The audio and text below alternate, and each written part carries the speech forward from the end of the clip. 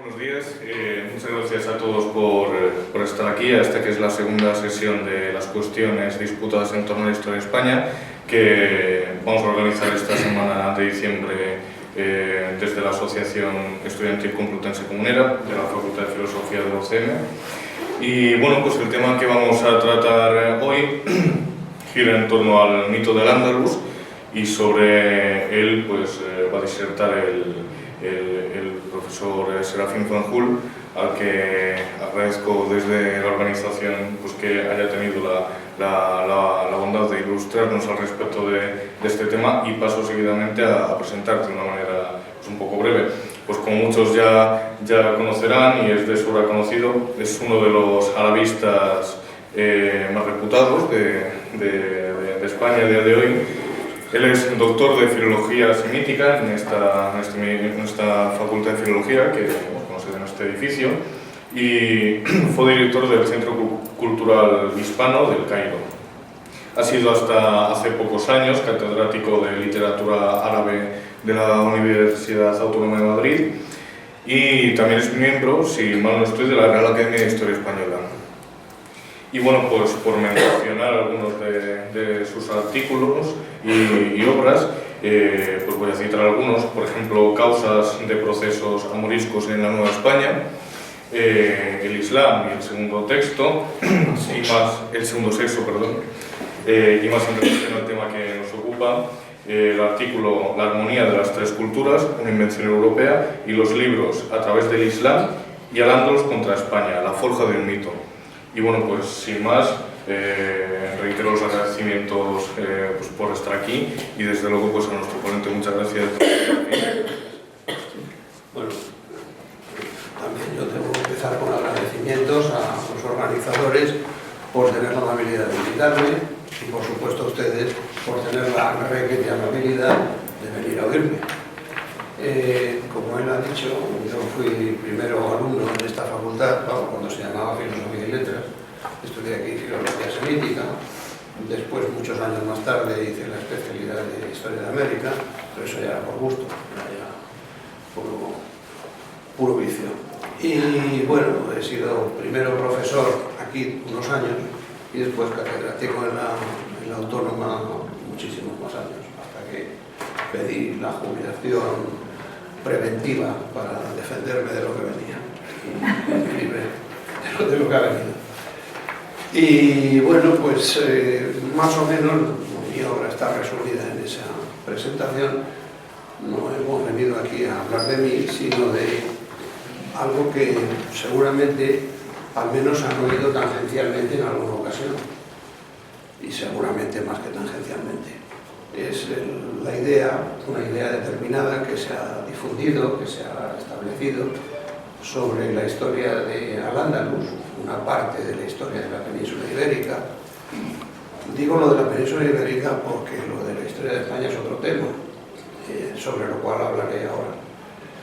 Es una parte importante de la historia de la península ibérica, y que, como saben, pues duró 7 siglos y medio, o casi 8, según de qué parte de la península hablemos.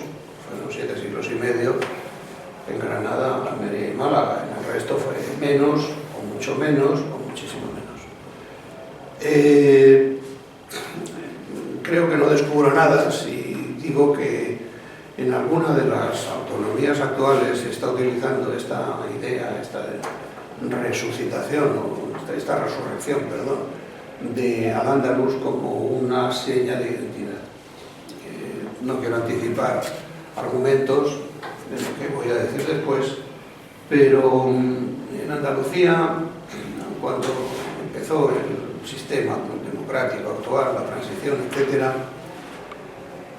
necesitaban crear una conciencia nacional, entre comillas, y como no había una lengua diferente, ni había una burguesía local nacionalista, como si la había en Cataluña y en el País Vasco, tuvieron que acudir a la historia.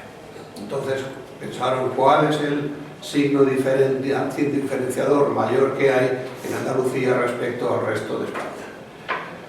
Es una idea un poco exagerada, porque quizá en otras regiones españolas como Murcia Valencia y un poco Aragón, haya bastantes más restos y bastantes más huellas musulmanas que en la misma Andalucía, por razones históricas que son bastante conocidas, fundamentalmente las repoblaciones, y la pervivencia de moriscos mucho más tiempo en esas otras regiones del sureste que en la misma Andalucía. Pero bueno, el caso es que agarraron esto, se entroncaron con la línea de Blas Infante, que había tratado también de resucitar una Andalucía mítica que se hunde en la noche de los tiempos y que sería mucho más trascendentalista que la del nacionalismo requete español más acendrado y más exagerado.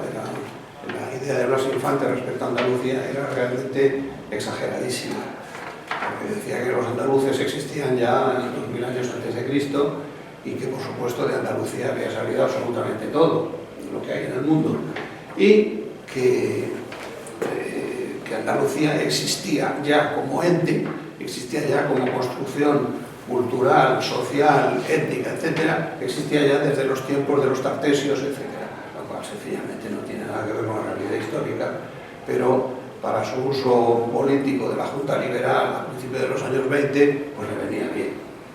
Entonces, Blas Infante, pues por supuesto que condenamos su asesinato, que duda cabe, ¿no? Esto no tiene nada que ver, pero desde el punto de vista histórico, pues incurrió en errores de culto gravísimos que, sin embargo, se han perpetuado. Y se han perpetuado por razones de utilidad política. No quiero hablar concretamente de ningún partido en concreto, porque no esa es mi misión aquí, aunque tenga mis opiniones, pero un partido muy concreto que ha gobernado en Andalucía hasta hoy mismo, pues lo ha utilizado sin que ellos sean en realidad nacionalistas ni tengan pretensión ninguna de separación de España, ¿no? Porque sería absurdo, sería una cosa demencial. Desde el punto de vista ideológico, pues España sin Andalucía no tiene sentido, y Andalucía sin España tampoco, es una cosa absurda. Pero desde el punto de vista económico, pues les viene bien el explotar este tipo de cosas. Bueno, el caso es que esa resurrección que se ha dado en nuestros días últimos, esa resurrección se basa en unos hechos históricos reales, y es que hubo un ente político que duró desde el año 711 hasta 1492, y después con una continuación en las secuelas de las poblaciones moriscas, primero mudéjares y luego moriscos, que subsistieron hasta 1609-1614. Yo últimamente lo estoy haciendo más, lo dije una vez así un poco de pasada, pero lo estoy haciendo más en intervenciones públicas, porque quiero que quede clara mi postura. Yo no tengo actitud ninguna contra el andaluz, cosa que normalmente se me adjudica, y no es verdad. Pues sencillamente es como estar contra el sistema métrico decimal, o como estar contra Surbanipal, o yo qué sé, es una cosa que no tiene sentido, en modo alguno. Lo que sí me preocupa mucho es que sobre una construcción mítica, extraída de la historia, eligiendo los trozos que nos convienen o que les convienen, se esté reinventando una nacionalidad andaluza y un ser andaluz esencialista que viene también de la noche de los tiempos, basado en al-Ándalus y no en Argantonio, como decía Blas Infante. Eso no es verdad, eso no fue así nunca. Y sí creo que debemos tener, los españoles actuales, una actitud de visión amable, de visión de simpatía, y desarrollar un estudio lo más serio y lo más pormenorizado posible sobre la historia del andaluz, porque, insisto, es una parte de la historia de nuestra península, la cual engloba también a Portugal, y no está nada claro que a España. Es decir, son conceptos políticos diferentes, no solo porque la España actual o la del siglo XIX sea un ente político distinto del andaluz y con unas directrices distintas, no solo por eso, sino porque la base cultural, la base social de la población cambió. Entonces somos otras gentes, somos otras personas, somos otra cultura, lo cual no es ni bueno ni malo, pero es así. Yo les ponía en una conferencia similar a esta que di hace unos meses para traductores al español de la Unión Europea. Les ponía un caso que no solo los alemanes estaban allí, sino todos los demás lo entendieron estupendamente. estupendamente. En la actualidad, desde 1945, la ciudad de Königsberg, que ahora se llama Kaliningrad en ruso, pertenece a Rusia después de la Segunda Guerra Mundial, porque se lo arrebataron a Alemania, Rusia Oriental, Polonia se quedó con un trozo y Rusia se quedó con otro. Y en el trozo de Rusia está Königsberg. Entonces, claro, la pregunta elemental que hay que hacer a quienes dicen estas cosas es, bueno, entonces Kant era ruso, porque como ahora pertenece a Rusia, su ciudad en la que nació y vivió, pues entonces significa que Kant era ruso. Claro, cuando se dice esto la gente se queda en pues es una payasada. Bueno, pues miren, exactamente el mismo ejemplo, exactamente el mismo caso, es cuando están diciendo muchos de mis colegas arabistas, a los que les molesta que se les recuerden estas cosas, pero hay que decírselas, cuando les digo, oye, pero vamos a ver, entonces Muhyiddin Ibn Arabi, el gran místico de Murcia, que efectivamente era de Murcia, nació en Murcia, es verdad, y vivió en Murcia, luego estudió en Córdoba, en Sevilla, luego se marchó a Oriente, se quedó allí toda la vida, primero en la Meca y luego en Damasco, murió en Damasco y está enterrado en la mezquita de los Omeyas. Efectivamente era de Murcia, eso no se puede negar, era de aquí, pero no era español. No era español, no tenía ni la menor idea de que sobre la misma tierra de Murcia después iba a haber un país que se llamaría España. No tenía ni la menor idea de la lengua castellana ni de ningún romance similar de la época, aunque lo tuviera serían 4 cosillas de andar por casa. No está en la gran cultura española, está en la gran civilización árabe medieval. Esa es la realidad. Después se marchó allá, era musulmán por otra parte, y no pertenece en modo alguno al ciclo cultural, social, sentimental, político al que pertenecemos los españoles. Y yo creo que se puede defender con mucha lógica que los españoles, ¿desde cuándo se puede hablar de españoles como tales? Sé que hay una tendencia, hay una posición histórica en la que Sánchez Albornoz destacó, que pretende, basándose en argumentos serios, documentales, pero que en las conclusiones es muy poco creíble, que el ser de España y el ser español es algo que viene desde la cueva de Altamira. Y si hubiera conocido lo de Atapuerca, pues habría dicho que viene desde Atapuerca. Entonces se dedican a pescar. Mira, aquí hay un texto en el que ya demuestra el carácter español, por ejemplo, Ben Guzmán. Entonces Ben Guzmán era español. Pues no. Ben Guzmán era un poeta del que dejó una colección de cégeles estupendos y que se conocen y se han traducido. Pero Ben Guzmán no era español. Pues no, es que tenía esa chispa, ese carácter español, simpático, divertido. Esto no es serio. Esto no es serio. Ben Guzmán escribió en árabe vulgar, lo que se conoce, pero no se le puede adjudicar. Bueno, no quiero poner más ejemplos de estos porque ya es redundante, pero la idea es exactamente esa. ¿Cuándo se puede empezar a hablar propiamente de españoles? Pues se puede empezar a partir del siglo XIII, es cuando ya empieza a cuajar una idea de globalidad, de visión de toda la península, no solamente del Reino de Castilla. Se puede empezar a hablar ya de españoles, aunque había habido antes otros reyes, Alfonso III el Magno, había habido otros que habían intentado, desde el mismo tiempo de Alfonso II, cuando se descubre, entre comillas, el sepulcro del apóstol Santiago, se habían intentado, por supuesto, aproximaciones y visiones globales. Sí había una visión por parte sobre todo de los europeos, los francos, los del otro lado del Pirineo, que veían a los habitantes de la península como un todo de conjunto.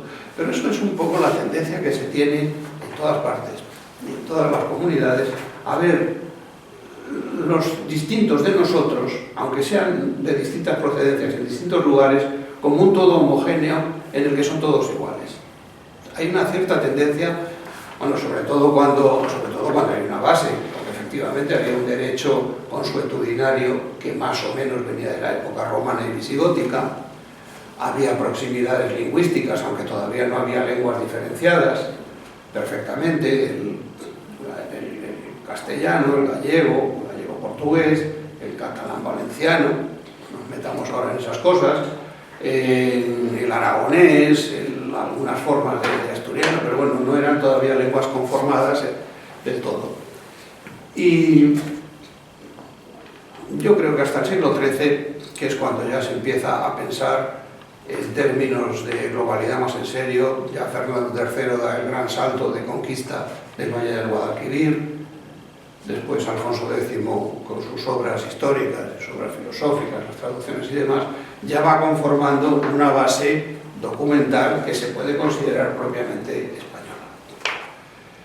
Y a partir de ahí la idea política se desarrolla más y sigue habiendo ya llamadas, tanto en la poesía, en el poema de Fernán González, en cancioneros, en, yo qué sé, en diversas obras de literatura bajo medieval, hay ya alusiones, peticiones, reclamaciones más directas y más claras de españolidad global y de completar la toma, la reconquista de los territorios del sur que los sarracenos, dice uno de los cronistas, le habían injustamente ocupado, le habían robado a España, ¿no? Y entonces la misión providencial pues recae naturalmente en Fernando el Católico. Bueno, esto es el fondo del asunto. Cuando digo aquí en este primer punto precisión terminológica, quiero enredar mucho en primeras cosas porque luego no llegamos a las otras. Cuando digo precisión terminológica, quiero hacer quiero señalar algo importantísimo. Al-Ándalus en árabe, antes y ahora, significa la Hispania musulmana, el territorio de Hispania, de la península, que fuera musulmán en cada momento. Ya estuviera la frontera en el Duero, en el siglo X, o ya estuviera la frontera en Algeciras en el siglo XIV.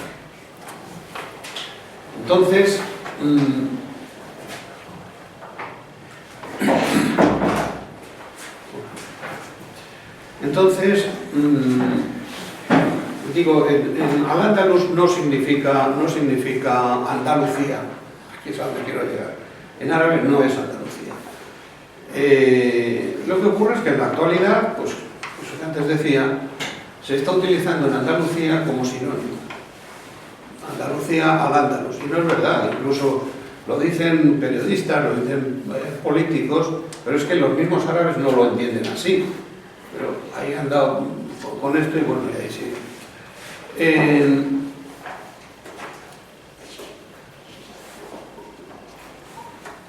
El primer punto, la cuestión de la homogeneidad. También es muy importante aclarar que cuando se habla de Al-Ándalus se ve como un todo de conjunto en el que todas las partes son iguales. En desarrollo cultural, en desarrollo tecnológico, en importancia política, en penetración en la sociedad, etcétera, que no es verdad. Los conquistadores que llegan en el siglo VIII, en el año 711, son una mezcla heterogénea de árabes que llevaban muy poco tiempo en realidad islamizados y de bereberes que no llevaban prácticamente nada islamizados, simplemente habían aceptado el dominio de los conquistadores del este, pero nada más. Pero eran tribus bereberes que se apuntan a una operación de rapiña en principio y luego de conquista, que vienen acá, se distribuyen el país, más o menos, entre tribus, y tienen un nivel cultural realmente muy bajo. Piensen que en el año 711 la gramática árabe, la escuela gramatical árabe de Basora, que es la determinante, la más importante de las escuelas gramaticales, fundamentalmente hay dos, bueno hay tres, pero fundamentalmente son las de Kufa, la de Basora y la de Bagdad, todas ellas desarrolladas durante el siglo VIII, IX, X, y que trabajan allá, por supuesto. Entonces, la escuela de Basora principal en esos momentos del 711 no estaba ni en soñaciones, no estaba ni en veremos, ya veremos si hacemos aquí una escuela y eso, no había tal cosa. La gramática árabe, la primera, la de Sibawayhi, data del año 754. O sea, dense cuenta de que es una etapa formativa de la civilización árabe que no había cuajado todavía. Estaba cuajando como conquista militar. Esto es muy importante también, y esto se ve concretamente en Oriente. Estaba cuajando como conquista militar, pero no como cultura y como arte y arquitectura y técnicas y demás, porque iban avanzando, aprovechando lo que encontraban, lo cual demostraban una gran inteligencia, ir formando un sincretismo de cultura persa, de cultura egipcia, de cultura helenística en el este del Mediterráneo, y luego en el norte de África, en que los niveles culturales eran más bajos, porque las ciudades romanas estaban, como dicen ahora, bajo mínimos, o sea, estaban muy mal, estaban pobladas o semidestruidas, y luego en Hispania.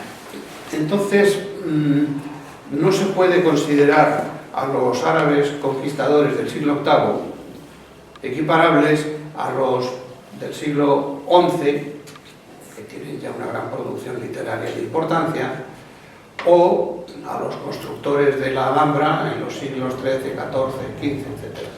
Esos son ya otras cosas, eran otras personas de religión musulmana, pero ahí es donde entra el error, el verlos a todos iguales porque son musulmanes. Y no lo fueron. Desde el punto de vista de civilización y de desarrollo cultural no eran iguales, ni muchísimo menos. No se puede hablar de una literatura hispanoárabe de cierto peso hasta el siglo X, y eso con reservas. Hasta el siglo X, o sea, 3 siglos de presencia o de dominio musulmán, y no se puede hablar, porque los poetas que hay anteriores son muy malos, se conserva muy poco de ellos, y realmente no hay obras de fondo, de crónicas o cosas así que puedan ayudar a salvar esa falta. Luego, la literatura hispanoárabe se desarrolla a partir, sobre todo, del siglo XI. Fíjense que la época de mayor esplendor político, de hegemonía política, que es la del califato, en el siglo X, los reinados de Abderramán III y de Al-Hakam II, y luego de su hijo, el pobrecito Hisham II, esa es la época de predominio, de hegemonía militar en toda la península y de mayor fuerza del califato. No se corresponde con el desarrollo cultural que viene después.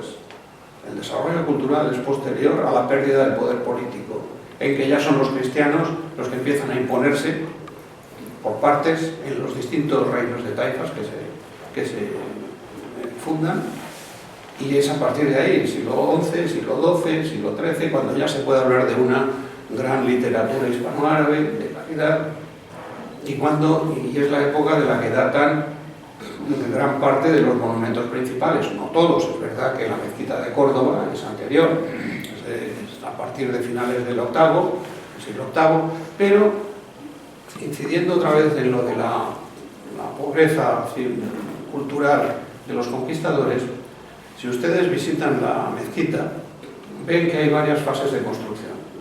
En la fase de construcción primera, la de Abderramán I, que me parece que empieza en el año 778, creo recordar. Bueno,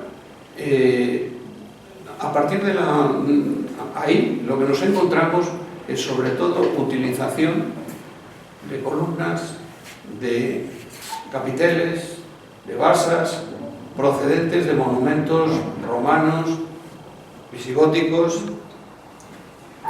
porque echaban mano de la cantera que tenían más fácil y no tenían técnicos, no tenían albañiles de calidad, ni arquitectos de nivel para hacer eso de otra manera.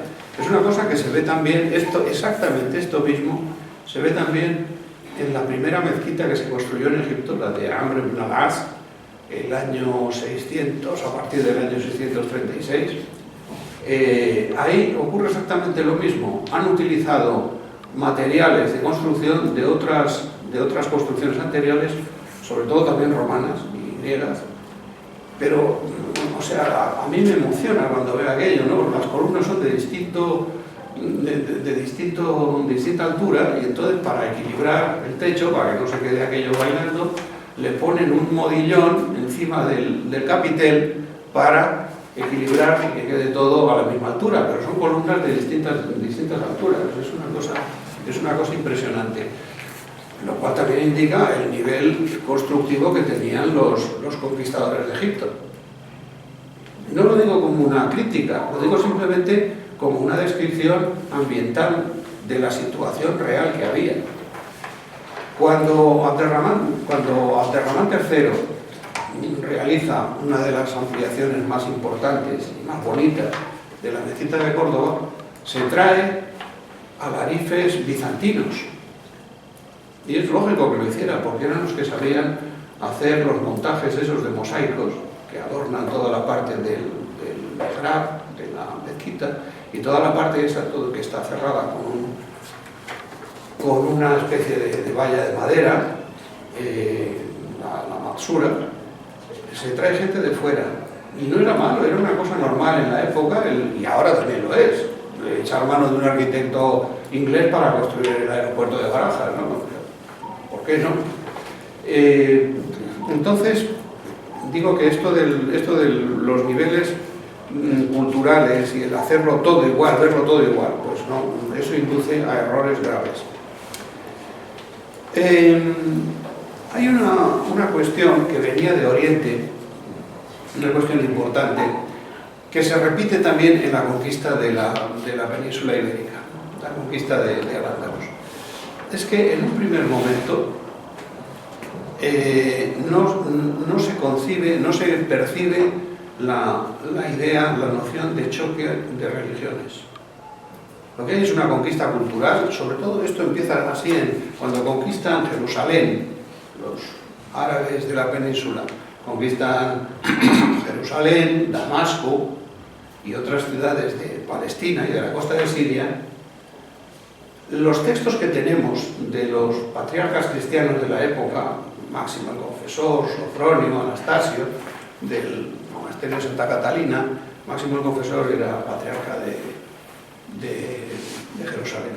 Bueno, entonces estos lo que reflejan en sus textos no es una conquista religiosa, una imposición religiosa y un peligro para su religión cristiana.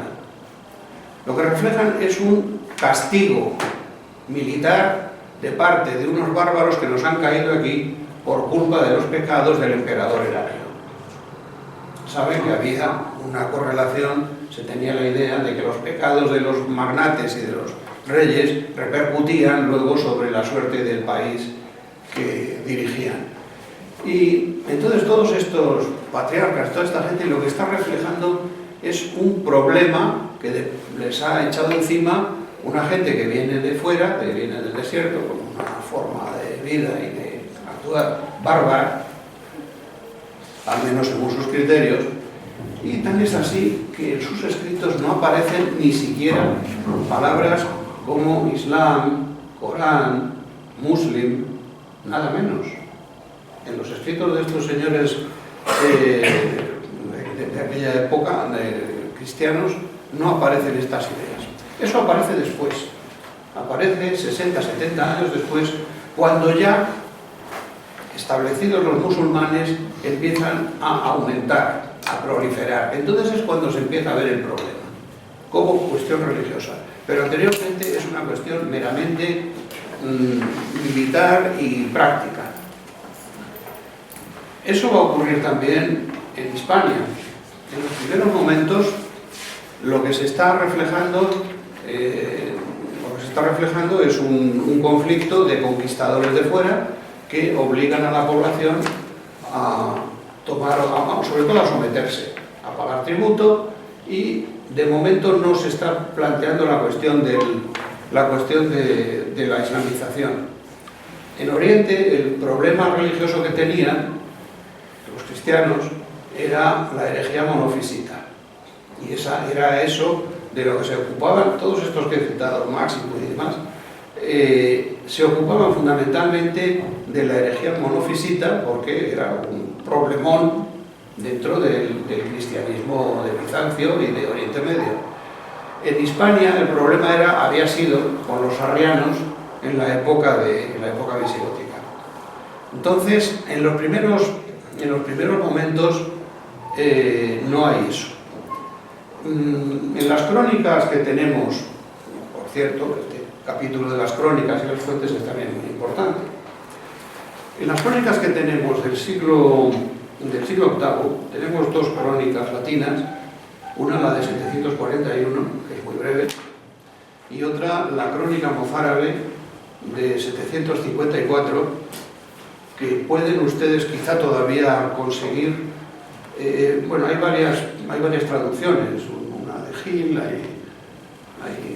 hay otra de Pereira, y luego hay otra traducción en la que participé yo poniendo la introducción, una que sacó la Generalidad de Valencia el año 2011, iba a decir 711, no, el año 2011, como conmemoración, como aportación conmemorativa de la conquista del 711. Entonces, esa a lo mejor la pueden conseguir, no sé, dándole a la tecla, puedan buscar ustedes por ahí, y a lo mejor lo encuentran, lo del libro este, sobre todo la edición de Valencia, porque será la más asequible y fácil de encontrar. Las otras son mejores.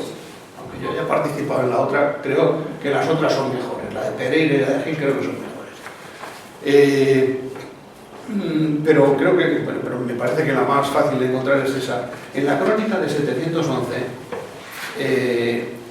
se habla también de cataclismo, de violaciones, de robo, de esclavización, de muertes, en fin, de un desastre provocado por unas bandas de gente que entran y que se imponen.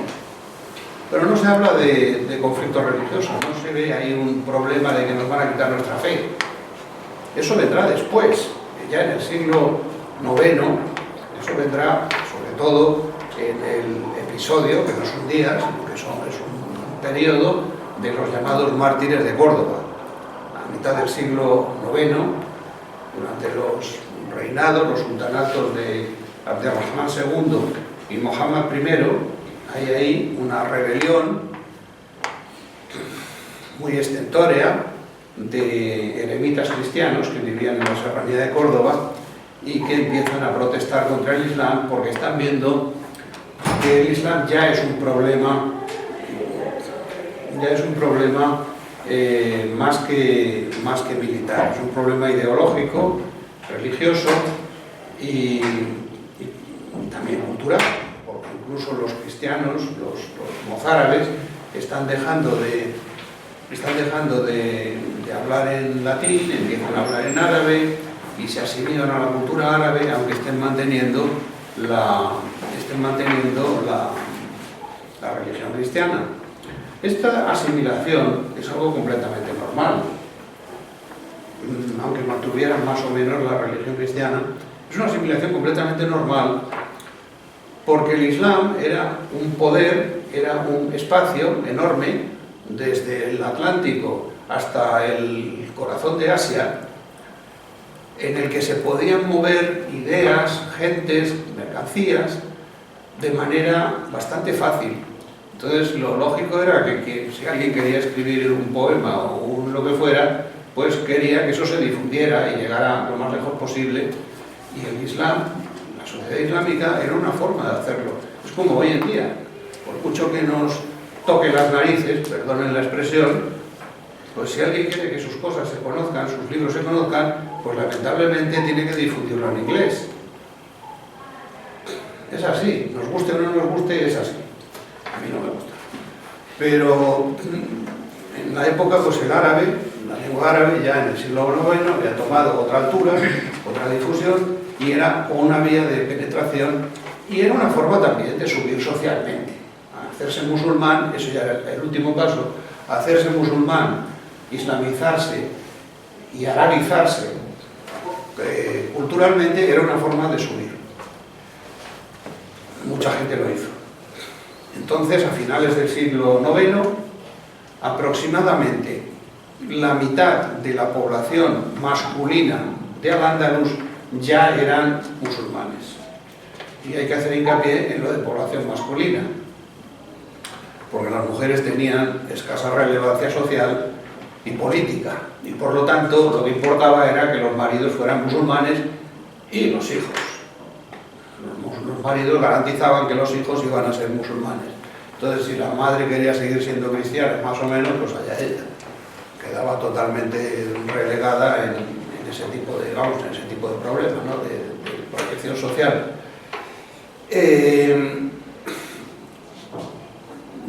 Bueno, ya les he señalado que nos encontramos la conquista musulmana conviviendo con la etapa formativa de la gran cultura árabe, y fue así.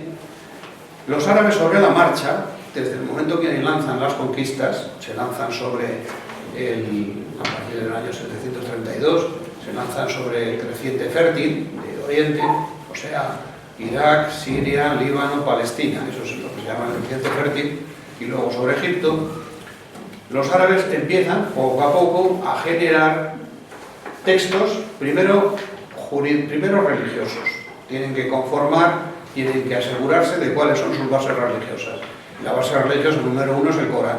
Para eso tienen que establecer un texto definitivo, porque no estaba claro que lo hubiera, había procedencias distintas, fragmentos distintos, que acomodar, que acoplar, y establecen un texto definitivo. En la época primero de Omar, luego de Osman, y ese texto definitivo sirve de base para los estudios jurídicos. De los estudios jurídicos, para asegurarse de que lo que se está haciendo está bien, se desarrollan los estudios gramaticales. Y de los estudios gramaticales ya se pasa a otras formas del conocimiento, como puede ser la historia, las crónicas, la literatura miscelánea, la poesía, aunque por supuesto que practicaban la poesía, pero religiosamente no estaba bien vista, y aún hoy en día la poesía y la música no están bien vistas. No es que estén prohibidas en el Islam, pero no es una cosa que esté bien vista. Y cuando nos damos con regímenes rigoristas y bastante salvajes de algunos países, que no voy a citar ahora, una de las cosas que prohíben es la música y prohíben la poesía, y eso también lo encontramos en los textos andalusíes, a veces en el siglo XII, por ejemplo, me estoy acordando ahora del Tratado de Ibn Ardún, en que el alfaquí que escribe este texto, son unas ordenanzas de mercado de Sevilla en el siglo XII, una de las cosas que condena, y de manera taxativa, es la música, los músicos, porque llevan los pelos largos y porque son jóvenes y gente pervertida y libertina y todas esas cosas, ¿no? Pero los místicos también condenan la música y también condenan los instrumentos musicales.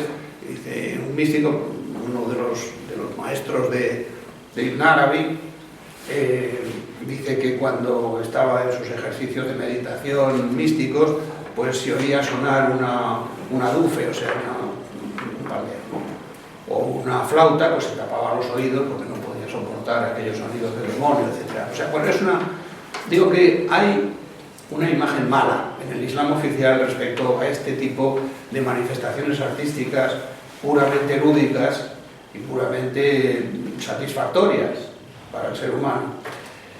No hay una prohibición, pero a veces los rigoristas lo pueden poner desagradable. Bueno, entonces se va montando esa gran civilización, y a medida que aumenta el número de musulmanes, por una razón poblacional elemental, pues a medida que aumentan los musulmanes disminuyen los cristianos. Esto pasaba también en Oriente, y la disminución se hace bien por islamización directa de los varones, que se hacen musulmanes, o porque los cristianos empiezan a escaparse hacia el norte. Ya desde el siglo IX, en el siglo X, más todavía, los mozárabes, o sea, mozárabe es una denominación admitida, pero eso es bastante errónea. En realidad habría que decir hispano-visigodos o hispano-romanos, eso sería una denominación más exacta. Pero bueno, nos lo hemos trabajado.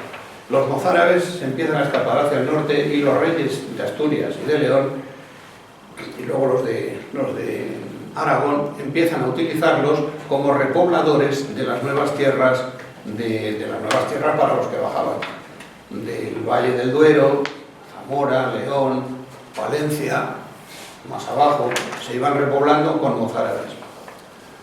Eso produce disminución también del número de los mozárabes en Andalucía. Y esto ocurría también con los judíos, que también tenían una situación de discriminación muy fuerte. Los judíos peor todavía que los cristianos. Entonces, cuando Alfonso III conquista el Valle del Guadalquivir, en el siglo XIII, prácticamente está limpio, entre comillas, de cristianos y judíos. Por lo cual, todos los cristianos que hay en Andalucía hoy en día, y en principio es la mayoría de la población, y culturalmente creo que todos, descienden de gente del norte. No descienden porque hubo varias ciudades, Córdoba concretamente y Sevilla más, que fueron despobladas en el acto. O sea, se hizo salir a la población musulmana en el mismo momento de la conquista. Después, en el mismo siglo XIII, hay otro momento, 1264, de repoblación y expulsión de los mudéjares de Niebla y de Murcia porque se sublevaron contra Alfonso X. Y entonces el castigo que se les dio fue la expulsión a la región de Niebla, de Huelva y en Murcia. A lo largo del siglo XIV quedaba todavía población mudéjar en Andalucía, pero con cierta lógica se iban marchando hacia otros territorios islámicos más cercanos, por ejemplo, el Reino de Granada. Se iban también escapando, lo mismo que habían hecho antes los mozárabes hacia el norte, ellos lo hacían hacia el sur, o hacia Marruecos, hacia el norte de África, por una concomitancia lógica, por motivos religiosos. Hoy en día a nosotros lo de los motivos religiosos nos puede parecer algo exótico, pero es que en la época era el elemento diferenciador y que marcaba carácter en primer lugar, más que ninguna otra cosa. La pertenencia religiosa estaba por encima absolutamente de cualquier otro criterio. Los musulmanes en la actualidad, en grandísima medida, siguen manteniendo este criterio. Los musulmanes sinceros, que yo creo que son la mayoría, la inmensa mayoría. Los que viven realmente el Islam y creen en ello en unos niveles mucho más altos que los equivalentes entre los cristianos occidentales, que somos, en fin, no voy a explicar lo que somos porque ya lo sabemos. Pero en fin, lo siguen viviendo, no digo que esté bien ni mal, simplemente creo que es así. Los musulmanes viven con mucha más nitidez y con más claridad su pertenencia a la Umma, a la gran comunidad islámica mundial. Entonces, también debo recordar un aspecto muy importante, que es el de las fuentes históricas que manejamos. ¿Qué sabemos sobre lo sucedido en el siglo VIII? Aparte de esas dos crónicas latinas que he mencionado antes, hay algunos textos muy breves o algunas pervivencias arqueológicas que nos pueden situar, o numismáticas o alguna cosa así, nos pueden ayudar a conocer elementos muy aislados. Pero hay un problema grave, y es que no hay ninguna crónica árabe contemporánea de los acontecimientos del año 711, ninguna. La primera crónica árabe que habla de esto, de la conquista de Hispania, Al-Ándalus, ya la llama Al-Ándalus, habla de la conquista de todo el norte de África y de Al-Ándalus, la escribe un egipcio en la segunda mitad del siglo IX, que se llama Ibn Abd al-Hakam, y esa crónica de Ibn Abd al-Hakam es la primera fuente histórica que tenemos para describir, para conocer los acontecimientos de la conquista y de lo sucedido después, no solo de la conquista, sino de más cosas. Claro, imaginen en tiempos en los que la fijación de los textos, la fijación de los conocimientos se hacía fundamentalmente, en gran medida, por vía oral, y se conservaban por vía oral, a base de memoria. Así es incluso como cuentan los musulmanes que recibió Mahoma la revelación del Corán. Dejando aparte la parte que tiene esto de creencia religiosa o no, si queremos o no creerlo, bueno, esa es la tradición islámica y en principio pues no tenemos por qué ponerla en duda. Entonces imaginen las distorsiones y las, yo qué sé, las mentiras, bueno, más o menos asumidas, que se pueden haber filtrado, las fabulaciones que se pueden haber filtrado en esas crónicas que vienen después. Después hay más. Hay una Mutilla, hay, por supuesto, Ibn Hayyan, pero Ibn Hayyan ya es del siglo XII, Al-Maqqari. Al-Maqqari es el que escribe la obra más de conjunto, más amplia sobre la historia del Andalus, la obra Nafh al-Tibr, pero es que Al-Maqqari es nada menos que del siglo XVII y es de Argelia. Es un argelino del siglo XVII que escribe la historia del Andalus, cuando ya no existía el Andalus. Entonces él se basa, naturalmente, en textos, en crónicas anteriores y escribe una historia. Quiero decir que la seguridad que tenemos sobre el desarrollo de los acontecimientos es muy escasa. Podemos guiarnos aproximadamente y mientras no sea demasiado, no rechine demasiado, no sea demasiado chocante, podemos aceptar los acontecimientos que nos han contado, que desembarcaron por Gibraltar, que hubo la batalla de Guadalete, que allí murió el rey Rodrigo, pero bueno, eso también hay que tener en cuenta las crónicas cristianas que vienen a coincidir en algunos de estos acontecimientos graves, ¿no? Como es el caso de Rodrigo. La cosa está tan poco clara que un señor que fue profesor mío aquí y luego miembro de la Real Academia de la Historia, don Joaquín Valdé, sostenía que la conquista no se hizo por Gibraltar sino por Murcia y lo explicaba. Realmente nunca llegó a demostrarlo con claridad. Él era un entusiasta de esta versión, pero decía que claro, que la llanura, eso era la llanura de Sangonera y tal, pero bueno, eso en qué se basa. No llegó nunca a demostrarlo, pero sí hizo una cosa, y es que demostró la invalidez y lo poco que se sostenían los hechos dados por sabidos y por seguros. O sea, lo puso en duda y con bastante fundamento. Yo, en principio, creo que si la tradición árabe ha admitido esos hechos así, pues bueno, aceptémoslos mientras no haya otra alternativa. Y lo que no hay la más mínima duda es que hubo una conquista. De eso creo que no hay la menor discusión. Hubo una conquista, un establecimiento de musulmanes en Hispania, una sociedad que se desarrolló después de otras maneras. Hubo luchas intestinas entre las procedencias tribales, por las procedencias tribales de unos u otros,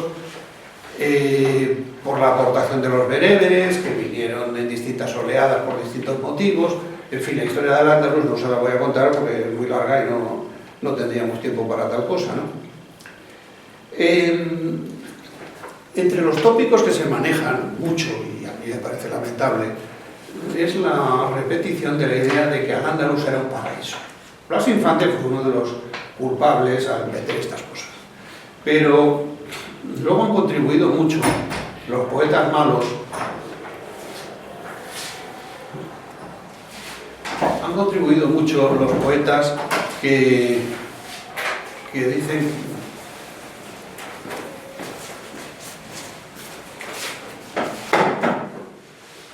que han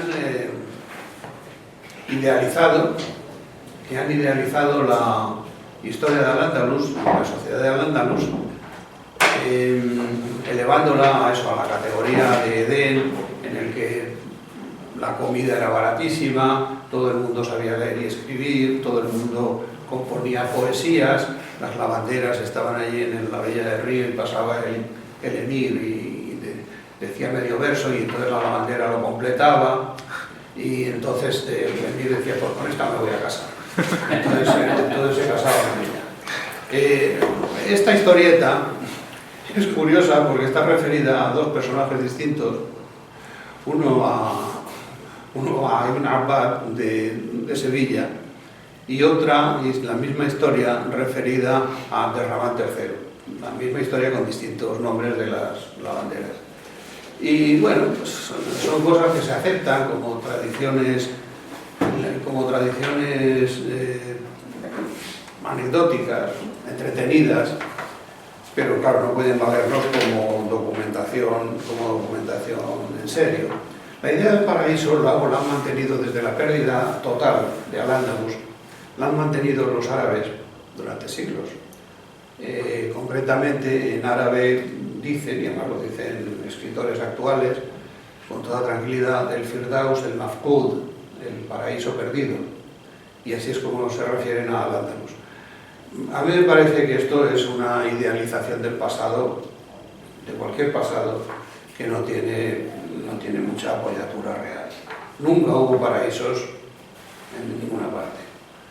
Hasta el siglo XVIII, las formas de vida, de trabajo, de relaciones de poder fueron durísimas. Las técnicas de que se disponía eran muy incompletas, se hacía lo que se podía, pero la vida era realmente muy dura. La producción de alimentos era complejísima y en proporciones pequeñas, por eso la población no crecía. Y la población mundial empieza a crecer desde el siglo XVIII porque mejora la higiene, la dietética, la medicina, entran nuevos productos de consumo procedentes del resto del mundo que no es Europa, y a partir de ahí es cuando la humanidad empieza a mejorar su nivel de vida en general, pero con anterioridad no. Y en el plano cultural se puede decir exactamente lo mismo. Entonces, esto de llamarlo el paraíso, bueno, pues si queremos llamarlo el paraíso, pues porque nos da la gana, ¿no? Pero no fue paraíso. Fueron, en los momentos de las taifas, reinos que vivían en condiciones políticas muy crudas, interna y externamente, en las relaciones entre ellos, y dentro de los mismos reinos las relaciones de poder eran feroces.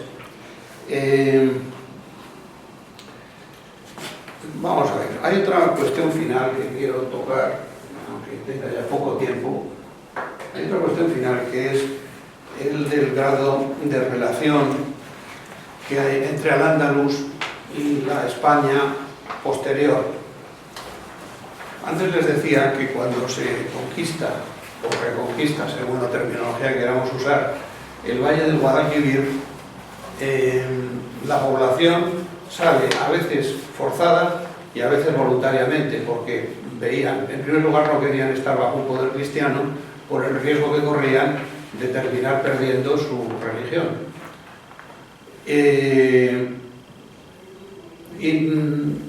Salen, se repuebla con gente del norte, o a veces incluso con francos, gente que venía de Allende los Pirineos, y tengo que añadir que la población española, en general, es una de las más homogéneas que hay en el continente europeo. Esto es una cosa muy conocida, pero que no se dice pues porque hay poderes taifiles aquí y allá que no quieren oírlo y no les conviene, y luego por los medios de comunicación allá andan. Pero primero por las repoblaciones que hubo en la Edad Media, después por el tráfico de ganado de la Mesta, de ovejas, sobre todo de ovejas, poblaciones que iban trashumantes del norte al sur y viceversa. La minería, que desplazó grandes contingentes de gente de unos puntos a otros de la península. La agricultura estacional, la gente que bajaba de Asturias y de Galicia a trabajar en Castilla, fundamentalmente en los veranos. La gente que bajó precisamente a estas regiones de Niebla, de Huelva, de Sevilla, etcétera, también para trabajar en agricultura.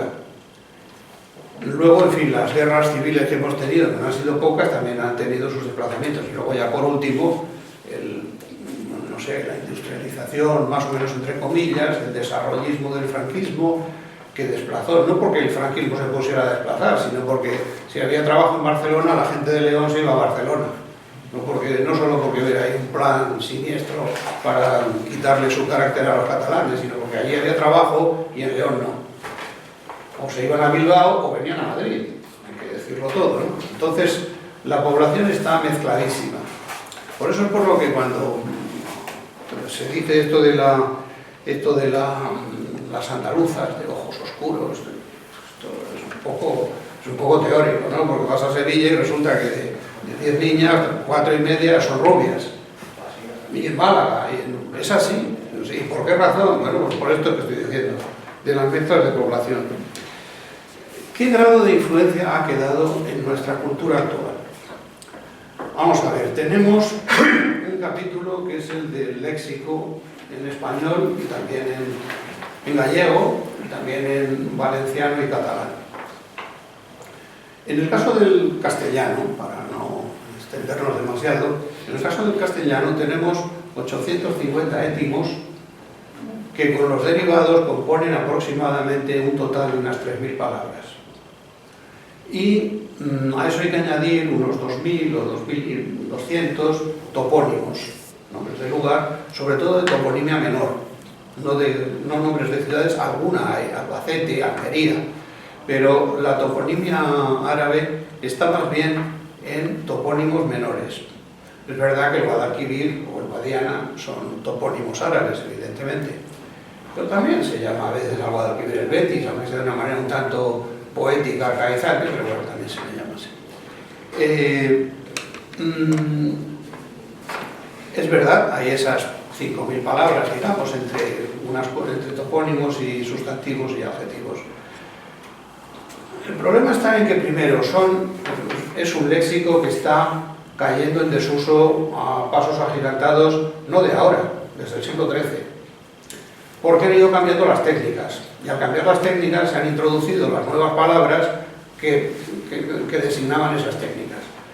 Eso en medicina, en albañilería, etc. Es verdad que en algún capítulo concreto, como es el de la agricultura, en zonas regionales y comarcales, queda más, o en el concreto este de la construcción, queda todavía, albañil, por ejemplo, hay más, muchas más. Pero es un léxico muy reducido y que está cayendo en desuso mientras van siendo sustituidas esas palabras por otras de origen romano, latino, griego o francés o inglés últimamente, sobre todo.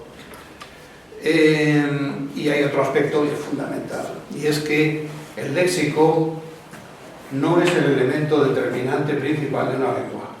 Es probablemente el capítulo que menos determina la naturaleza de una lengua. Lo más importante es la morfosintaxis, sin ninguna duda, y la prosodía. Entonces, la pronunciación.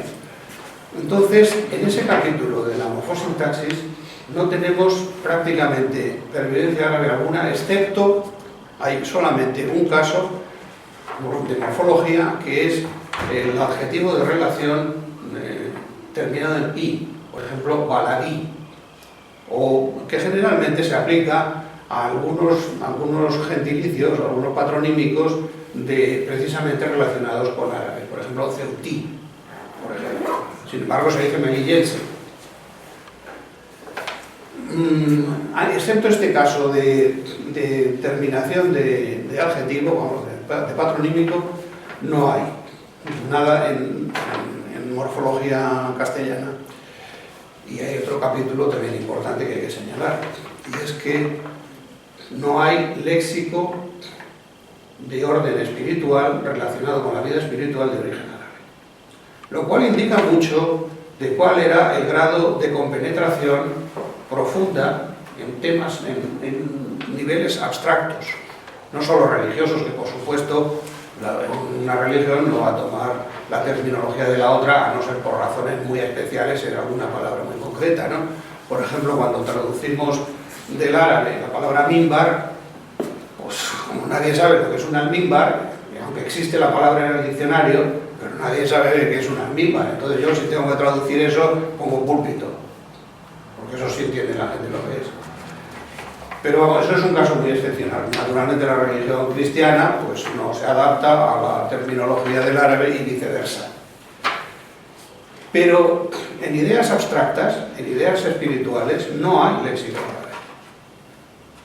Hay objetos materiales de arquitectura, de agricultura, de algunas denominaciones de horticultura, etc., pero no en este.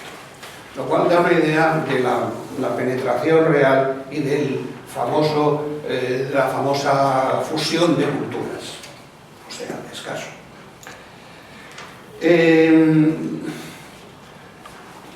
A veces, en lo que se refiere al léxico, las apariencias engañan muchísimo. Yo he puesto aquí 3 ejemplos abajo, 3 casos, que son precisamente paradójicos, porque parece lo que es y no es. Almuerzo, el mismo Cervantes dice en un momento que almuerzo es una palabra árabe. Bueno, a Cervantes hay que reverenciarle, pero no hay por qué creerle todo. Almuerzo deriva del latín ad mordium sin la más mínima discusión. Vamos, eso es así. Por el contrario, la palabra siguiente, arboleja, es un topónimo que existe en Murcia, en un lugar. Arboleja, eso en principio parece que sería arboleja sería pues no sé, un lugar de árboles o algo relacionado con la palabra árbol, ¿no? Parecería que sería algo así. Bueno, pues no, ese sí es un topónimo árabe. Procede de la que tienen escrito abajo, Al-Walaja. Procede de Al-Walaja, que significa ribera de río o ribera de lago, y precisamente el topónimo arboleja está ahí. ¿Cómo se llega a esta conclusión? Pues a través de una labor, que se podría decir de chinos, si se me permite tan atrevida expresión, del profesor Elías Terés, hace mucho tiempo, que estudiando textos y textos por distintos sitios, consiguió desentrañar y viéndole naturalmente esos textos el paso de unas formas a otras hasta que se llega a arboleja. El caso siguiente que pongo, Cala del Nadador, es también a favor de la interpretación árabe. En Valencia hay un lugar, en una costa naturalmente, que se llama Cala del Nadador. Claro, esto tiene lógica, que en un lugar de mar hay un sitio que se llame Cala del Nadador, pues no tiene mayor problema, ¿no? Bueno, pues no es Cala del Nadador, como tampoco el monte del Andador que hay por ahí al sur de Ciudad Real, tampoco significa que allí hubiera un señor que andaba mucho, sino que derivan los dos, tanto el nadador como el andador, derivan del topónimo árabe que es An-Nadur. An-Nadur significa el faro o la fogata o el lugar de promontorio desde donde se hacían ahumadas para señalar a los barcos o para lo que fuera. An-Nadur existe todavía, por ejemplo, la ciudad de Nador, en el norte de Marruecos, es eso, An-Nadur, y es precisamente de la raíz náfara mirar, o ver, es lo que significa nada. Bueno, les pongo estos ejemplos para que vean cómo hay que tener mucho cuidado al hacer estas interpretaciones de que esto se parece, pues ya está, viene de aquí, pues no necesariamente. Y si se parece mucho, es muy posible que no. Lo mismo ocurre a veces cuando traducimos de inglés o francés a español, que existen los falsos amigos en traducción, que parece que algo es una cosa que no es en realidad lo que significa. Bueno, otra cuestión que menciona aquí es lo del cante jondo. Bueno, el cante jondo, no tengo tiempo para hablar de ello, pero el cante jondo, el flamenco, difícilmente puede tener raíces árabes, porque no aparece hasta la segunda mitad del siglo XVIII. Si ven ustedes, vamos, no he venido aquí a vender mis libros, pero si ven ustedes mi libro, Al-Ándalus contra España, y la quimera de Al-Ándalus, ahí lo detallo, lo explico más detenidamente, y por qué pienso que no, y fundamentalmente es que el flamenco es un fenómeno que surge en círculos muy caracterizados, socialmente muy caracterizados, a finales del 18, en el barrio de la Viña de Cádiz, en Jerez de la Frontera y en el puerto de Santa María. Esa es la zona de arranque, y se conocen los nombres de las gentes que hacían aquello, los nombres de los cantadores, se conoce cómo se van añadiendo palos, o sea, géneros, se conoce en qué momento. El Fillo, el Planeta, el Juan de Dios, todos estos son gentes conocidas, pero de las que ha quedado memoria directa desde principios del siglo XIX. Y cómo se va desarrollando el género flamenco en los cafés cantantes de España, de Madrid, de Sevilla, etc., y de París. Atención, que en alguna medida el flamenco es un fenómeno artístico de ida y vuelta, no solo de América, de donde también vienen cosas de vuelta y se añaden, como las colombianas, por ejemplo, o no, las peteneras no, pero vamos, hay más, hay varios subgéneros flamencos que son de origen claramente americanos. Luego otros ya son puramente del siglo XX, el baile flamenco es una cosa del siglo XX. La guitarra se desarrolla durante el siglo XIX. Es decir, que todo esto, sin embargo, como hay una coincidencia de tonos en los cantes sin guitarra con canturreos que le suenan a la pues esto es parecido, luego esto viene de esto, tal. Como estaban aquí, pues ya está, los morros dejaron el flamenco. No hay prueba ninguna de eso. Ninguna. Y por último, y ahora ya es de verdad lo último, quiero decir que la imagen esa de Al-Ándalus debe muchísimo a los viajeros europeos, que lo desarrollan, primero lo buscan, naturalmente el que busca siempre encuentra, y luego lo desarrollan. Y bueno, no les mareo más, tienen ahí una bibliografía sucinta que pueden ustedes ver si tienen interés y nada más. Muchas gracias por su atención. ¿Tienen alguna pregunta que hacerme? Díganme. Tenemos dos preguntas, si tan amable. En primer lugar, la palabra algoritmo, algo así, que me da la impresión de que se pretende recuperar esa matemática algorítmica ahora que está tan de moda las ciencias computacionales, ¿no? Reivindicando ese papel del algoritmo que viene de ahí, ¿no? Y en segundo lugar, el papel de Almanzor, el mito de Almanzor, que me he dado cuenta de que algunas familias pudientes de España ponen a su hijo ese nombre, ¿no? Y no entiendo por qué gente más o menos que se mueve en entornos conservadores le ponen a su hijo Almanzor. No entiendo esa relación, ¿no? Bueno, vamos a ver. Vale, pues, algoritmo efectivamente es una palabra de origen árabe que deriva del nombre del matemático Al-Juwarizmi, que era natural de la ciudad de Juwarizm en Asia Central. Entonces se le ha puesto ese nombre. Luego, sobre el mecanismo de los algoritmos no me pida nada porque yo no soy una palabra de matemáticas. Entonces, ¿por qué se cree que estudia letras? Entonces, pues no, vamos, quiero decir que sí, que efectivamente algoritmo deriva del al-Juwarizmi y la palabra es de origen árabe. Hay más, hay más palabras más relacionadas con... Pero bueno, más que nada que los árabes aportaron la matemática a España, ¿no? Por decirlo así, entre comillas.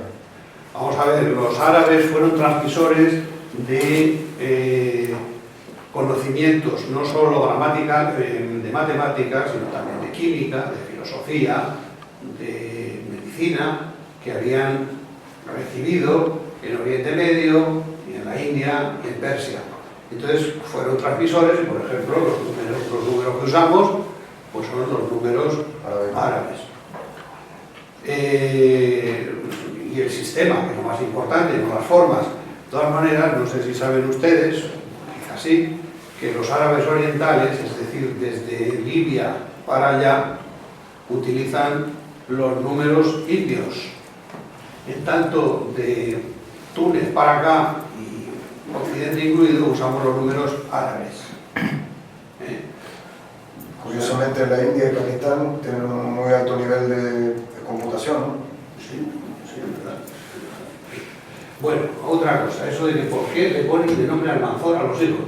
Mire usted, yo no he visto ningún español al que se le ponga de nombre Almanzor, puede ser que lo haya. Y por otra parte, lo de que no sé si ha dicho usted que son gentes conservadoras, que como poner un... Bueno, me refiero a gente, familia de dinero, ¿no? Gente que no sé por qué le ponen eso, si supuestamente la élite se mueve más en entornos católicos, que no sé qué tiene relación con eso. No, pero mire, vamos a ver, a mí me parece que eso es una... Bueno, mi opinión, Bueno, vale, su opinión, me parece que es una dicotomía muy simplista. Conservadores ricos ponen nombres clásicos y cristianos y eso, y los pobres tendrían que poner los nombres árabes. No árabes, pero ¿por qué una familia supuestamente de clase alta pone a su hijo así, no? Verá usted, yo no soy de clase alta y mi hija pequeña se llama Samira. Es un nombre árabe. ¿Por qué le puse ese nombre? Porque me dio la gana. ¿Sabes? Tiene una relación... ¿Por qué tengo que tener una Claro, relación? el nombre tiene alguna cosa especial de componente. No, se lo voy a contar porque mi asistenta del Cairo se llamaba Samira y me caía muy simpática. Y entonces toda la explicación de que mi hija se llame Samira es que la asistenta se llamaba Samira. No tengo inconveniente en contarlo porque no es un... Y entonces en el caso de... Yo no es que insisto en que no he visto a nadie que sin ser musulmán se llame Almanzor. Sí sé de algún dirigente musulmán español de origen que ya murió, que se llamaba Mansur Escudero. Mansur es Almanzor. Pero vamos, no veo la correlación esa entre católicos y de derecha. Bueno, más que nada mi pregunta iba por el tema de Almanzor, que si tuvo un papel importante... Muchísimo. Almanzor fue un personaje muy importante, era el Hajeb, o sea, digamos, el primer ministro de Hisham II, y el pobrecito Hisham II era pequeño, era menor de edad cuando Almanzor se hizo con el gobierno como primer ministro y estuvo siempre encerrado prácticamente entre Medina Zahara y Medina Zahira.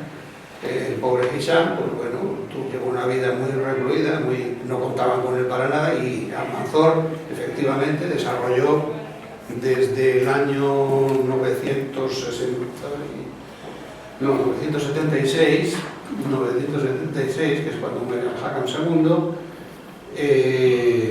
porque parece que tenía una buena relación con la mujer del califa anterior, Soba, Aurora, tenía una buena relación y eso le ahogó.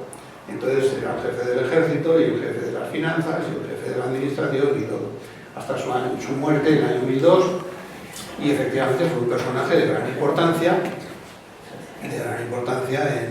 en la historia de Al-Ándalus.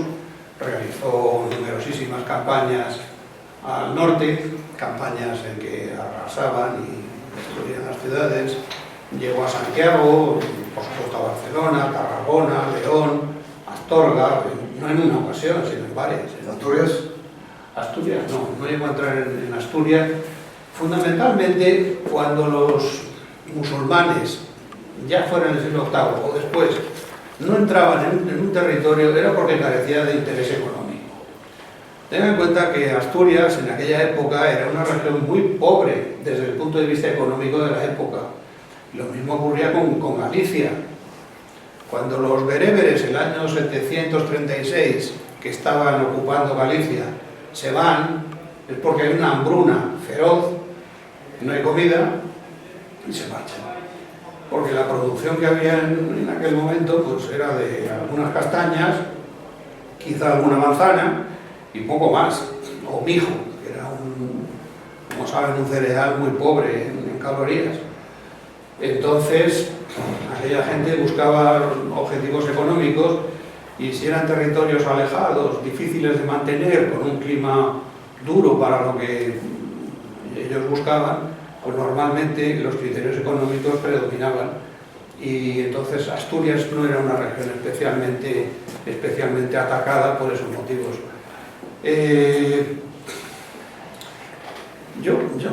Vamos, quiero hacer una observación, ya que me da usted pie para ello, sobre lo de la correlación de gentes de derechas y más o menos anti-árabes o más o menos pro-árabes.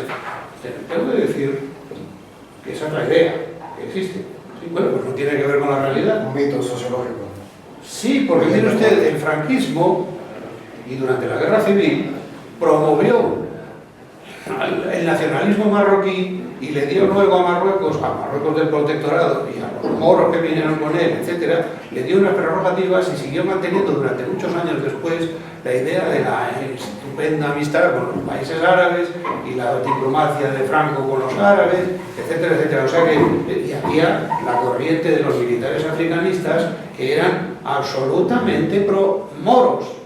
Y en tanto, los republicanos de Madrid, comunistas, socialistas y demás, hay que leer las cosas. Que decía, por ejemplo, el Comité Central del Partido Comunista en el mes de agosto del 36 sobre los moros. Eran bestialidades. Bestialidades. El Partido Comunista, dijo, lo publicó en algún momento, se puede encontrar en algún artículo mío con referencia de las reuniones, etcétera, etcétera, en que se producen esos textos. Hay que tener en cuenta que los moros del ejército de Franco eran el enemigo. Es que es así, el enemigo de los republicanos, entonces reaccionaban de esa manera. Quiero decir, con esto, que esas equivalencias, esas divisiones tan matemáticas, tan rigurosas, no se corresponden con la realidad muchas veces, con la realidad sucedida, dígame. Bueno, si está agotado el tema, Sí, yo creo que sí. Quería plantear dos cuestiones. El tema de Ibn Arabi, la opinión que le merece quienes plantean que era el sufí más progresista, digamos, en términos, sí, a ver, ¿cómo lo diría? Dentro del sufismo, la persona o la escuela que, aplicando parámetros posteriores, sería lo más progresista o más de izquierda, o más avanzado en ese ámbito. Sí, yo precisamente le hago la pregunta por esto mismo, después de 20 años en Murcia y haber hecho programas sobre él y maravillarme sus textos y su poesía y tal, tener su opinión documentada sobre este personaje. Vamos a ver, Ibn Arabi se puede considerar como progresista, pues mire, según con qué lo comparemos, sabe usted, depende de con qué hagamos el cotejo. Él fundamentalmente se dedica a la mística, su obra el Futuhat el Maquilla, que probablemente conocerá usted, es una de las obras fundamentales de la mística árabe. Luego hay que ver la trascendencia real que tenía eso en la sociedad del tiempo, que probablemente no era mucha, ¿sabe? Entonces no puedo decirle más, o sea, hacer una valoración de si era más progresista, pero es que esto de progresista son términos actuales, o de izquierda, pues es que, pero claro, Cervantes era de derechas o de izquierdas, pues, no lo sé, yo creo que ni lo uno ni lo otro, vivía una sociedad en la que no existía el concepto, entonces trataban de sobrevivir. A mí lo que me interesaba de Ibn Arabi, por eso lo cité, es su carácter de si era español o no era español. Esa es la parte que me interesa. No digo que no sea interesante de otras cosas de él, pero vamos, yo no lo he estudiado en profundidad, como probablemente lo ha hecho usted, y entonces no puedo... Era de Murcia. ¿Cómo? Era de Murcia. Sí, por supuesto que era murciano. No español, para nada. Para nada. Bien para nada. explicados son tacantes. No, esos son reinterpretaciones a posteriori que se hacen por motivos muy concretos, por motivos políticos sobre todo, muy concretos y en general poco loables. Y lo segundo, Dígame. con respecto al tema de la música. Sí. El tema de la música, el flamenco, las concomitancias, si las hay o no. Quizás habría que explorar más la coincidencia por los instrumentos. Por ejemplo, es algo que hace el Bijano con músicos e instrumentistas marroquíes y ensambla esas músicas. No, más pero... que el léxico, el sistema de bandurrias, o sea, sobre todo instrumentos de cuerda. Y hay... No, espera. Y hay espectáculos en que se ve ambas músicas, sobre todo lo instrumental, no lo cantado, porque evidentemente nada tiene que ver el palo de las mineras cartageneras con otros palos, pero sí los instrumentos, que hay alguna coincidencia, los artesanos que hacían simplemente. Mire usted, el asunto de los instrumentos, les recuerdo que los cantes flamencos primeros son sin guitarra. Los primeros de todos son sin guitarra ninguna. Se adopta la guitarra porque es un instrumento muy útil y que ya estaba conformado en la manera actual, y Eso lo adoptan los primeros cantadores y lo adoptan los gitanos. Es una de las razones por las que se ha asimilado el flamenco a los gitanos. Pero tampoco es así. Los flamencos, Pepe de la Matrona, no sé si usted es flamencólogo, o parece que sabe bastante de esto, sabe quién era Pepe de la Matrona. Bueno, pues a mí me dijo Pepe de la Matrona en una ocasión, precisamente en una reunión en que nos hizo un recital estupendo familiar en casa de un profesor, de este profesor que he citado con Arboleja, Terés, nos dijo, dice, pero vamos a ver, esto de los gitanos flamencos, dice, vamos a ver, en Hungría los gitanos tocan el violín y en Andalucía tocan la guitarra y cantan flamenco porque es lo que había y lo que se han encontrado y se ha ido desarrollando al tiempo. Aparte de la guitarra, instrumento puramente flamenco no hay más. Bueno, si queremos meter la pandereta porque nos da la gana, pero instrumento, la guitarra es el instrumento, la bandurria, el laúd, esos son instrumentos, perdón. Sí, también, pero son posteriores, o sea, se empiezan a utilizar a partir de final del 19. ¿No? Es que cuando vemos una imagen o oímos una música, nos creemos que eso es eterno. Tenemos la tendencia a pensar que algo, una manifestación de nuestros días es antiquísima y muchas veces no es así. Muchas veces no es así. Las castañuelas están asimiladas al flamenco. ¿Perdón? Crótalos. Los crótalos sí, pero los crótalos existen en el mundo griego. En el mundo griego y en el mundo latino. Los mismos crótalos estos metálicos que utilizan las bailarinas árabes actuales, eso existía ya en la antigüedad. Entonces, también se está mezclando folclore andaluz, como pueden ser los verdiales o las malagueñas, cantes de esos que sí utilizan rondallas, bandurrias, laúdes, etcétera, lo están mezclando, se está metiendo como flamenco, todo flamenco. Pues no es verdad, es que no es verdad, ni los fandangos son flamencos de origen. Aunque pasa que se mete todo ahí porque bueno, es cómodo y se vende mejor, es más comercial, etcétera. Entonces, lo que decía de que el lebrijano, y el lebrijano me parece muy serio, cuando se junta con la orquestina de Tánger y ensambla, mira, es igual. Un buen músico, un buen tocador, puede hacer eso con cualquier cosa. Con cualquier música puede hacer eso. De ensamblar, mira, suena igual. Claro, yo he estado con Tomatito en una buena velada que nos dio en Almería hace años y también teníamos unos cantadores egipcios que habíamos traído del Alto Egipto, de un grupo verdaderamente popular, y entonces el uno le tocaba con el laúd y con el laúd, y el otro le contestaba con la guitarra, y era muy bonito, pero aquello realmente demostraba que lo uno y lo otro eran del mismo origen. Dígame.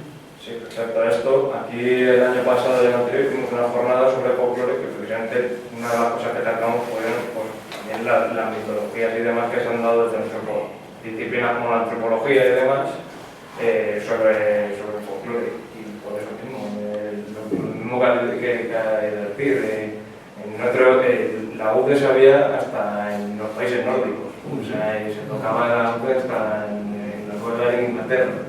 Al igual que ahora hay una especie de asociación romántica de la gaita con los celtas, que también es difuminada y demás, cuando las gaitas hay hasta en Turquía, y hay gaitas en todas partes. En toda Europa había gaitas. Y ha ido desapareciendo y se ha quedado en Galicia, en Escocia, en Irlanda, y no sé dónde. Esto viene de aquí.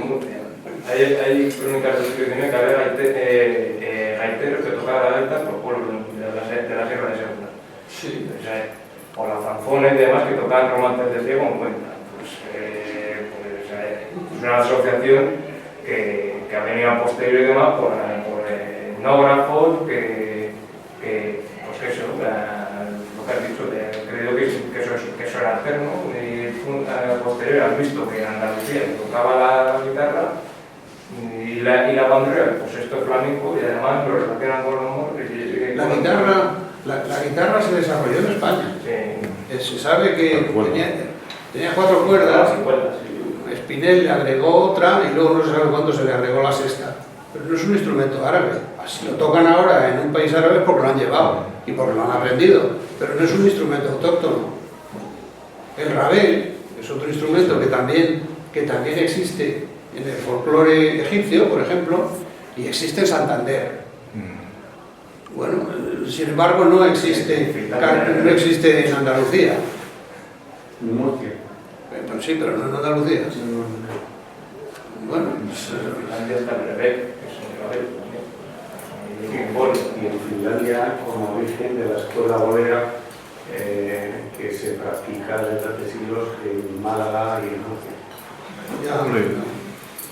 ¿Cuál es un Y otra pregunta que quería hacer sobre el tema de los autores, que hemos visto en la bibliografía, sobre el tema de la influencia que ha tenido los autores románticos que vinieron al siglo XIX y hicieron las visitas a Granada y demás. Sí, bueno, eso es un tema también muy largo y tengo que volver otra vez a citarme. Les juro que no he venido a vender libros, pero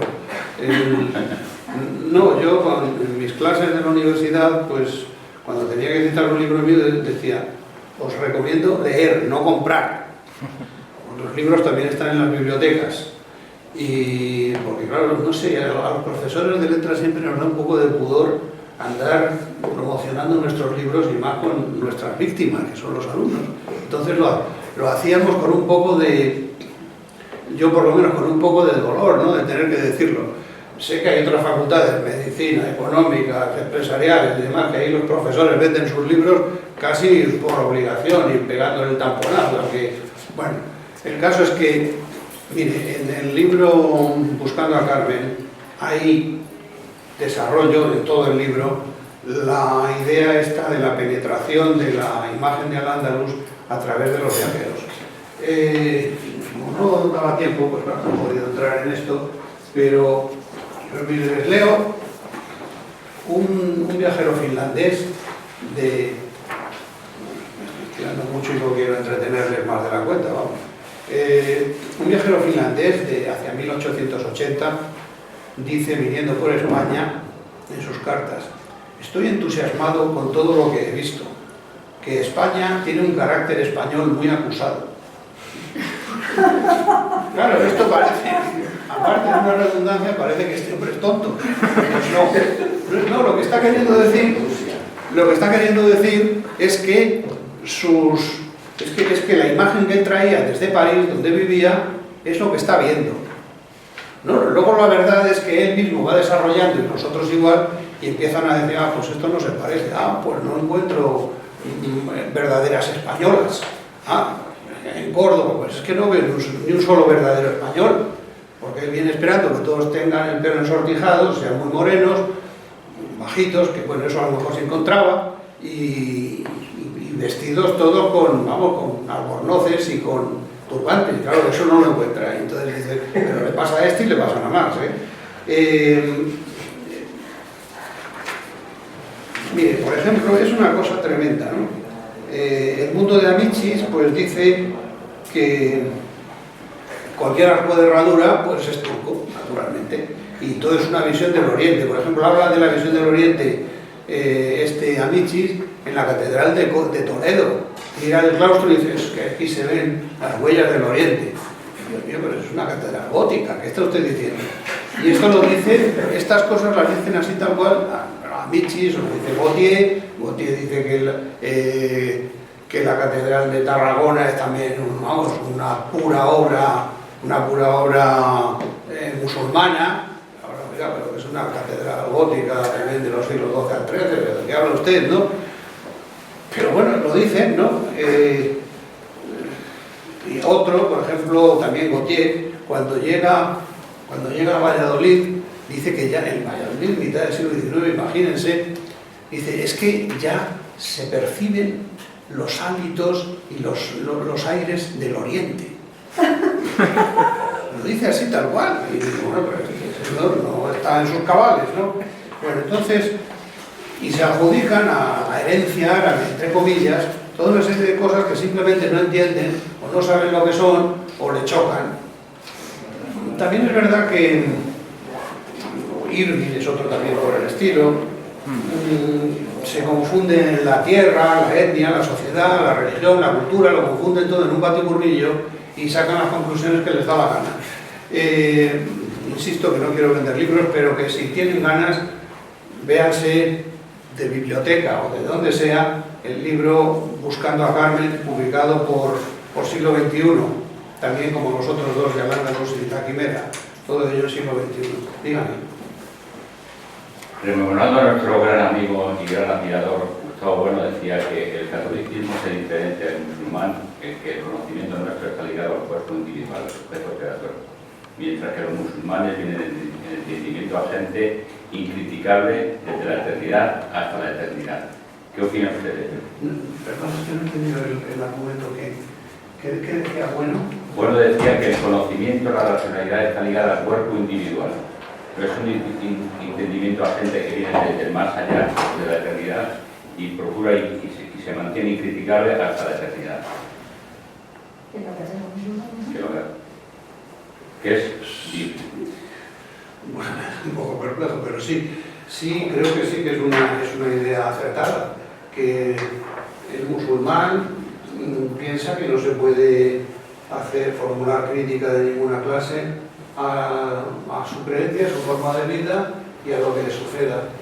En eso estoy de acuerdo con Bueno, que el Corán está dictado ad literam, letra a letra. Se puede, ya te digo, recitar, pero no criticar. Sin embargo, nuestra Biblia está hecha en el tiempo por diferentes perspectivas, diferentes evangelistas, diferentes todo eso, y por eso ya te digo, la gran transformación con la ilustración de la religión católica, siendo ateo católico, yo como Gustavo Bueno. Ya. O sea, no tengo ningún interés en la jerarquía eclesiástica, pero sí en aclarar esa serie de cuestiones. Sí, por supuesto, es que es así. El Corán es absolutamente inmutable, eterno. Eso es, el entendimiento La idea que se tiene del Islam, del Corán, es que es eterno como el mismo Dios. Es increado. Entonces no se puede tocar una letra, no se puede hacer absolutamente nada, ni se puede interpretar. Esa cosa que dicen los periodistas, musulmanes moderados que interpretan el Corán y otros que rigurosos que interpretan de otra manera, no es verdad. Eso no es verdad. Hay una interpretación única del texto coránico y no se puede salir de ahí. Por eso, claro, cuando los occidentales pensamos en el Corán, pensamos que es como la idea que tenemos de la Biblia, que bueno, más en España que no lo ha leído nadie, pues estupendo. O sea, bueno, pues sí, será como la Biblia, una cosa que se discute, que se estira y se coge, tal cosa. Bueno, precisamente la idea de la inmutabilidad ha lastrado mucho el desarrollo de la lengua árabe. Porque como es el paradigma lingüístico, y el Corán está revelado en árabe, no se pueden modificar las normativas, ni se pueden admitir los dialectos que existen. O sea, es una situación un tanto esquizofrénica, porque los dialectos árabes, claro que existen, y la gente habla así habitualmente, pero no se puede, oficialmente no se puede. Y entonces eso ha dificultado los desarrollos de las gramáticas, y la misma gramática de Basora que les mencionaba antes es una gramática perfectista. Es una gramática absolutamente de normas, que hay que cumplir, luego se cumple o no, pero vamos, es una gramática preceptiva. Bueno, no sé. Sí, Pero es que el Islam como religión es una religión tan perfecta y tan construida que cada vez lo que da miedo siempre hay algunos, o sea, cuando ellos la construyen en contacto con lo que había con el cristianismo. O sea, Mahoma la construye porque entra en contacto con el cristianismo. Entonces, en el cristianismo creemos en Dios, que es lo absoluto, pero tenemos un intermediario que es su hijo, y luego vemos, por ejemplo, la evolución en España, que es un sitio clave, la importancia que se ha dado a la madre del hijo. Pero es que el Islam se va directamente a Dios solo, y todo lo demás le molesta. Y toda religión que llegue a esa pureza es por lo tanto, mucho más sólida, pero mucho menos flexible. O sea, ellos, lo absoluto, es como cuando el filósofo se va a lo más absoluto, porque ya prácticamente despega de la tierra.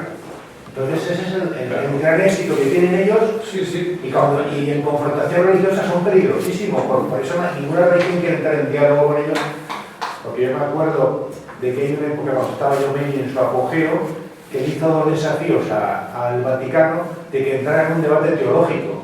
En otro momento nunca, claro.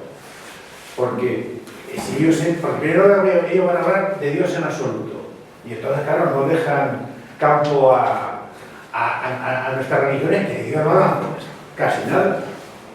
Hablan de cosas interpuestas con Dios. Y bueno, más bien yo lo que entiendo es que los musulmanes no se van a mover un milímetro de sus posiciones en esas posibles discusiones.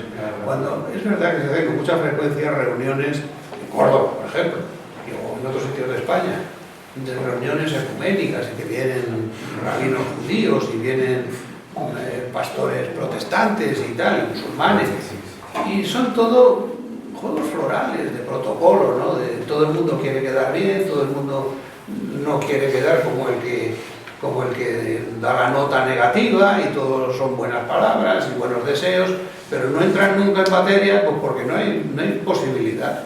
No hay posibilidad de contacto real. Y en eso está, en lo que se refiere al catolicismo, en eso están desde el siglo XIII, con esta postura de queremos la aproximación, pero no podemos dar pasos más allá. En ese sentido, el último filósofo árabe del mundo fue español, por decirlo así. ¿Quién? No, tengo una confusión, no sé si fue el Averroes o Avicena. Que me pareció escuchar alguna vez algo todo bueno que decía eso, ¿no? Que cuando fue el último filósofo, luego se censuró la filosofía. Avicena no era de aquí, Averroes sí, era del siglo XII.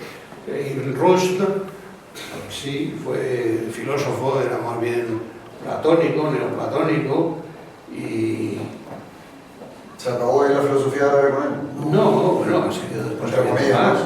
No, ha seguido habiendo más, ha habido, yo qué sé, Sohrawardi, ha habido luego los afganos y el siglo XIX, otra cosa es que nos guste más o menos. Pero ha habido una evolución filosófica en el mundo árabe también.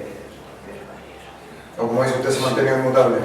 Vamos a ver, la filosofía ha terminado, ha degenerado, entre comillas, inevitablemente en la política. A partir del siglo XIX, los filósofos árabes han tenido que acabar implicados en actitudes políticas y en acciones políticas, y en eso están todavía. Claro. Sí, dígame. Quería preguntar en relación con eso, que no sé si el Corán no admite interpretación, ¿cómo situamos las unas y las diferentes corrientes? Bueno, ese es otro problema distinto. En el Islam hay 2 fuentes de derecho fundamentales, el Corán y la Sunna del profeta. Las sunnas son tradiciones conservadas, historietas, anécdotas conservadas más o menos seriamente referidas a Mahoma. Y entonces, en tal situación, le preguntaron al profeta por tal cosa. Entonces él dijo tal. Entonces, ya tenemos aquí una ley. Entonces, cuando se habla de la Sharia, que es el corpus legal del Islam, no solo de los rigoristas, sino del Islam, tiene 2 fuentes, el Corán y la Sunna. La Sharia no es un cuerpo legal escrito, no es un código así, un libro. A ver, vamos a buscar qué pone aquí, sino que ahí es donde entran las interpretaciones, sobre todo a partir de la Sunna. Porque a veces, por un mismo delito, una misma falta, se aplican distintos criterios según se vaya al Corán o se vaya a la Sunna. El problema, normalmente la Sunna es más fuerte, más cruda, más violenta, más cruel. El problema que hay con la Sunna es que yo no estoy seguro de que todo lo que se consideran tradiciones admitidas realmente se puedan referir a Mahoma. Hay unas 3000. Pero es que los tratadistas que estudiaron esto en el siglo IX, VIII y IX, pues recopilaron cantidades de tradiciones así como de medio millón. Y entonces las fueron depurando, fueron tamizando, estas no valen. El criterio normal que seguían era de si la fuente y la transmisión era fiable, lo cual es un sistema muy delicuescente y muy discutible. Pero claro, en el siglo VIII, IX tampoco había muchos más medios para dilucidar. Entonces decían, es que este transmisor no es creíble, o este transmisor no se sabe si existió. Todo ello en la tradición oral, esa de que antes les hablaba. Entonces, si desecharon 497.000, pues la pregunta que nos podemos hacer es, ¿las otras 3.000 realmente son buenas, son válidas? No lo sé, no lo sé. Pero bueno, el caso, lo importante es que los musulmanes los dan como válidos, y eso es lo que importa. Que dan como válidas esas tradiciones y que luego esas tradiciones tienen una aplicación práctica, no siempre loable. Claro, pues veía hace poco un vídeo de Esparza hablando sobre el Islam y decía que tenía 3 problemas de origen. El que no había heredero de Mahoma, el que no había cuerpo sacerdotal instituido por Mahoma y que de eso tampoco se llevaba una interpretación clara del Corán. Entonces, entraba en que no vale cualquier corriente, porque siempre los sunitas echan en cara a los chiitas que ellos no son verdaderos musulmanes, y pasa lo mismo, los yihadistas dicen lo mismo de los que van de moderados en países más occidentales. Sí. Quiero decir que sí, vale, es así, pero efectivamente esos son problemas que hay para relacionarse con el Islam, la falta de una cabeza, sobre todo de una especie de papa o algo parecido, con el que poder discutir asuntos de comportamiento, de conducta, de creencia, de dogma. Pero bueno, ellos entienden que eso está bien y que eso demuestra que no hay que tocar lo que dice el Corán o lo que dice la Sunna. Y, efectivamente, en el plano práctico es duro entenderse con 1.500 millones de personas. No sé. Se pretendió quizá... Que si les parece, Baltasar, bueno, digo sobre todo para no agotar al ponente, si les parece, pues no sé, como usted nos quiere. Si alguien quiere hacer alguna pregunta más concreta. No, de la primavera árabe conectó un poco con eso, ¿no? ¿Es posible algún día una revolución en Corán? O sea, en el mundo islámico, en el mundo árabe. ¿Cómo lo ve usted eso? Un cambio de paradigma algún día. Bueno, vamos a ver. Nos salimos de Al-Ándalus, pero vamos a ver, una revolución. ¿Qué significa una revolución? Ese cambio de interpretación inmutable de la ley de la zona, por ejemplo, ¿no? No, eso no. Mientras haya musulmanes que lo sean de verdad, no va a haber mutabilidad de interpretación del Corán ni de nada. Estas cosas que dicen aquí con muy buena voluntad a veces, o simplemente porque lo quieren decir políticos y periodistas y publicistas. Bueno, pues nada, esto se adapta al Corán y ya está. ¿Qué habla usted? Usted está hablando de la idea que tiene de la Biblia, que no le importa nada. Claro, hace poco leía un artículo de un coronel de la Guardia Civil sobre este problema de adaptar a los musulmanes venidos aquí, integrarlos, y pues nada, es muy sencillo, se adapta el Corán, se suaviza, pero este señor no tiene ni idea de lo que dice. Este señor está loco, o sea, es que es absurdo, es que no tiene pies ni cabeza que vayan a hacer esto, o sea, como a usted le da igual, Reyes 7:22, Job 1:24, y le da igual, claro, pues, pero es que no es así. Es que no es así, es que la mera idea de cambio del Corán o de interpretación, vamos a ver un caso muy claro, que además es muy sangrante y que es el eje de los conflictos con las otras confesiones y con las otras comunidades humanas. El caso de los matrimonios mixtos. O sea, una musulmana no se puede casar con un hombre que no lo sea. Hay quien lo hace, se expone, aparte, según donde esté, si está en su país, primero no lo puede hacer porque legalmente no puede. Si lo hace a escondidas se juega la vida, literalmente. Y el que se case con ella igual. Y si está aquí, lo puede hacer a un coste altísimo, que es prescindir para siempre jamás de su familia.